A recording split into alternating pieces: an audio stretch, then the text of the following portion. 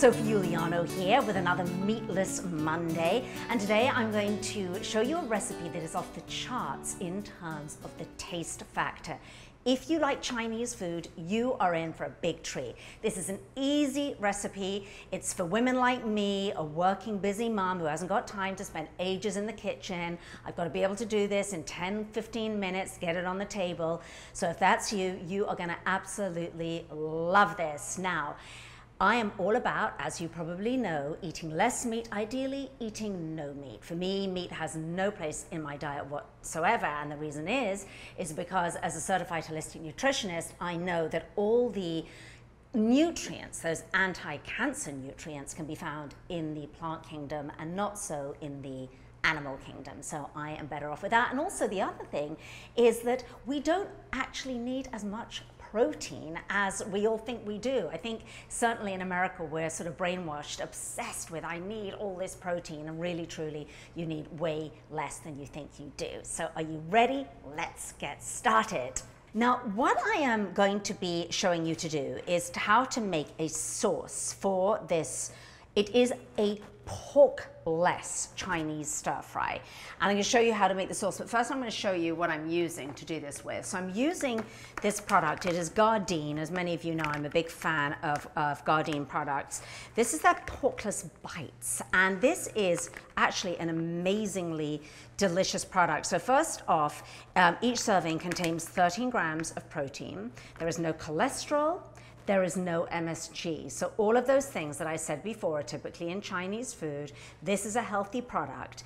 Now, as is the case with many of the Gardein products, there is the soy protein isolate, an ingredient that I typically in the past haven't loved, only because it is very often genetically modified, and the way that it's manufactured is they use a lot of chemicals, but in the case of Gardein they do not. It is GMO free, and the way that they manufacture it is without the use of these chemicals. It's a water extraction from the soybean, so all healthy. But anyway, so whether you are a veggie or a meat eater, and if you have a family of meat eaters, I promise you, you will fool them 100% with this.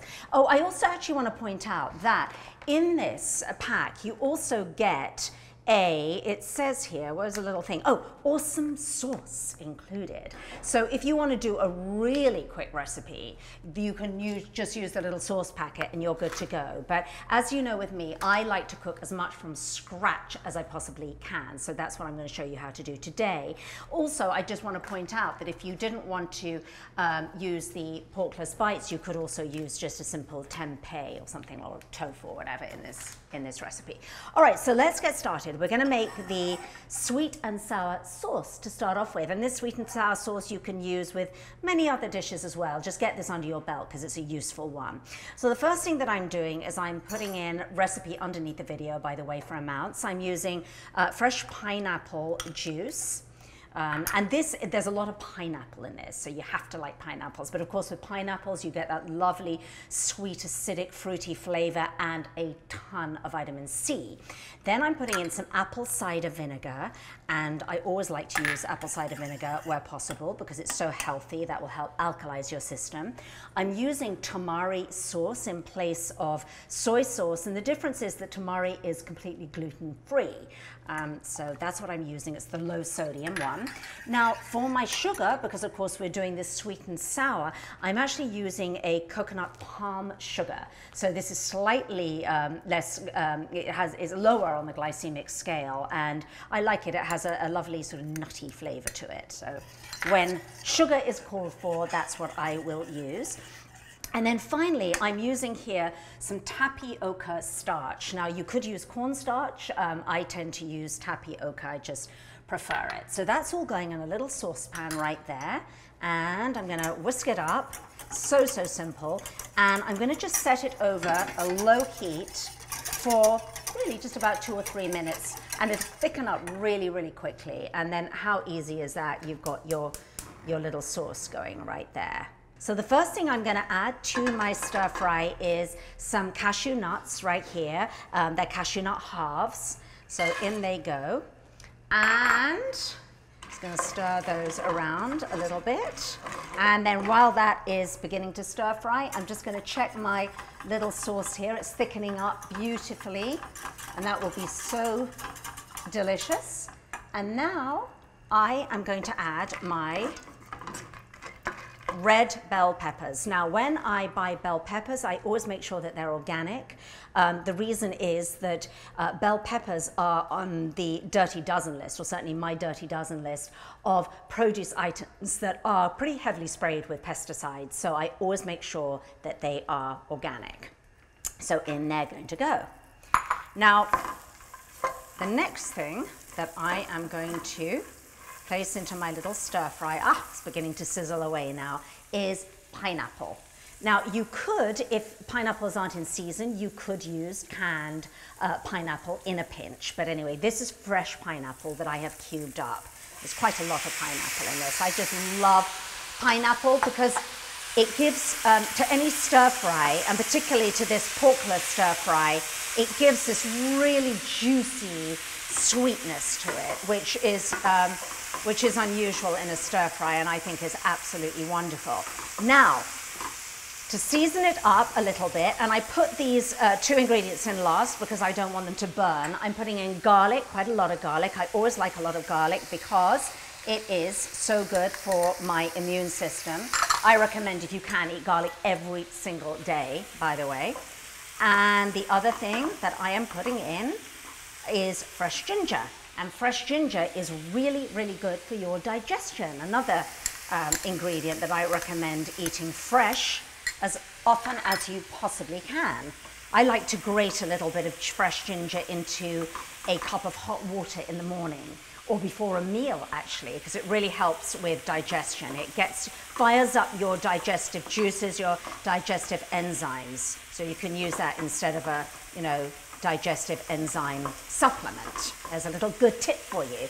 All right, that's all sizzling away. And then finally, I'm going to put in green beans. And green beans, by the way, is another one that you actually want to have organic. Now, not finally, actually, because the most important ingredient is our Gardein porkless bites. So what I did prior to this is that I just fried these up a little bit in a saute pan just to give them some color and some crispiness. Oh my gosh, and they're good enough. They're so delicious. They're good enough just to pop in your mouth and eat right now without any kind of seasoning, by the way. So they're all going in there. I have a package of them right there. And we're almost there. Can you see how quick this is? And look, this is a big dinner.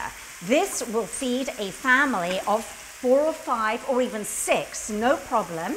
Serve it with a little bit of brown rice or on a bed of noodles, and you have a really, really, really great, hearty and very delicious dinner.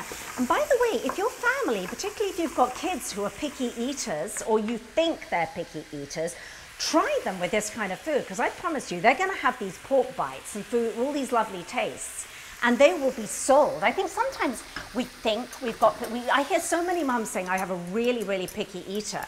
But if you keep on giving your picky eater all these flavors, they'll soon transform into a non-picky eater. I can promise you. Now, what I did here, sorry, I turned the saucepan back to you, is I've added that lovely pineapple-y sweet and sour sauce. This is flavors all mingling together. The ginger and the garlic, I can smell it coming out. And then you've got different textures as well. The crunchy porkless bites. And let's put some of this here.